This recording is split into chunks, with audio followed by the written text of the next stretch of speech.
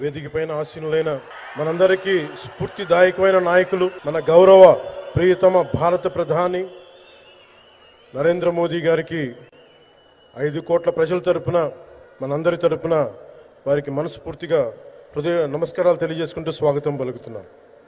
వేదికపైన ఆసీనులైన గౌరవ రాష్ట్ర గవర్నర్ గారికి, అబ్దుల్ నజీర్ గారికి నా హృదయపూర్వక నమస్కారాలు. రాష్ట్రాన్ని ఒక తరం కాదు, ఒక ఎన్నికలు కాదు, 5 సంవత్సరాలు కాదు, ఒక తరం కోసం ఆలోచించే నాయకులు శ్రీ నారా గౌరవ ముఖ్యమంత్రి శ్రీ నారా చంద్రబాబు నాయుడు గారికి హృదయపూర్వక నమస్కారాలు.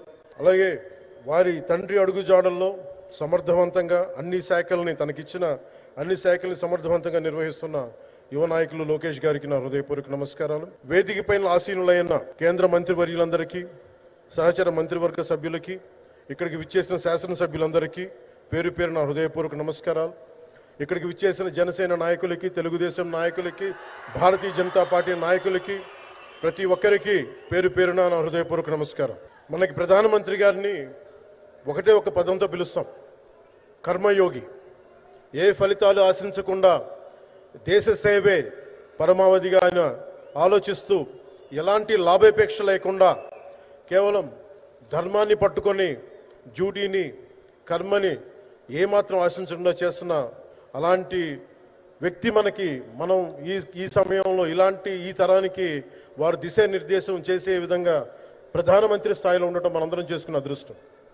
One who performs duty with truth, righteousness and discipline without attachment to results and dedicates action to the protection of those of the motherland attains eternal glory. The statement perfectly describes Honorable Prime Minister Shri Narendra Modi ji. Our Honorable Prime Minister Shri Narendra Modi ji is not just leading a government. ఆయన ప్రభుత్వాన్ని ఒకటే నడపట్లేదు, 2 తరాల్ని నడుపుతూ ఒక alpha రాబోయే ఇప్పుడు పుట్టిన బిడ్డలకి దిశానిర్దేశం చేస్తున్నారు. అలాంటి మన ఆత్మనిర్భర్ భారత్ ఎవరి మీద ఆధారపడకుండా దేశం తలెత్తి చూసేలాగా మేము సేవకులం కాదు, మేము భాగస్వామ్యం వహిస్తాం. మేము దేశానికి, ప్రపంచానికి దిశానిర్దేశం చేస్తాం.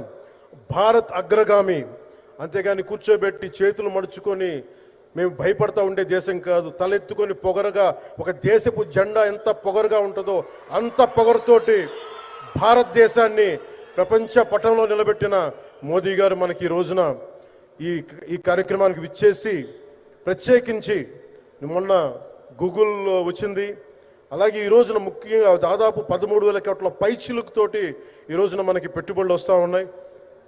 దాంట్లో ప్రత్యేకించి ఉరవకంలో 4,000 కోట్ల రూపాయలు పెట్టుబడి మనకి. ప్రత్యేకించి ఈ రోజున మనకి జిఎస్టీ పన్నులు ఎప్పుడు పెరగడమే తప్ప ఇప్పుడు తగ్గవు. అలాంటి పన్నుల భారాన్ని మనకి మోదీ గారు వచ్చాక దాదాపు ప్రతి కుటుంబానికి సంవత్సరానికి, ఇందాక సోదరు లోకేష్ గారు చెప్పినట్టుగా, ఒక 20,000 రూపాయలు ఆదా చేసుకునే అవకాశం కలుగుతుంది. ఇది జిఎస్టీలో విద్య కానీ వైద్యం ఖర్చులకు భారం నుంచి సామాన్యులకు ఉపశమనం కలిగిస్తుంది. ఆరోగ్య బీమా, జీవిత బీమాపై జిఎస్టీ పూర్తిగా తొలగించడంతో పాటు వార్షిక ప్రీమియం 3,000 నుంచి 4,000కు తగ్గి అందరికీ ఇది అందుబాటులో ఉంటుంది.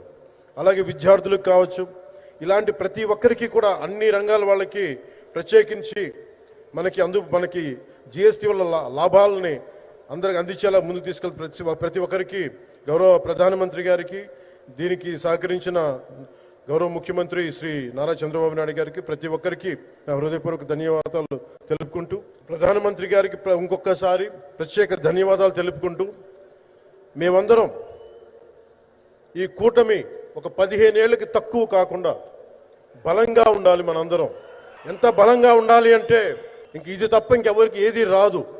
ఇబ్బందులున్నా ఉన్నా తట్టుకొని నిలబడి, ఎందుకంటే ఈ రోజున ప్రధానమంత్రి గారు మనకు వచ్చి అండగా ఉన్నారంటే ఈ పెట్టుబడులను కానీ, ఈ నమ్మకాన్ని కానీ ఎట్టి మాత్రం సడలించకుండా మేము ముందుకెళ్తామని మీ అందరికీ తెలియజేసుకుంటూ, అందరం సమిష్టిగా పనిచేస్తాం.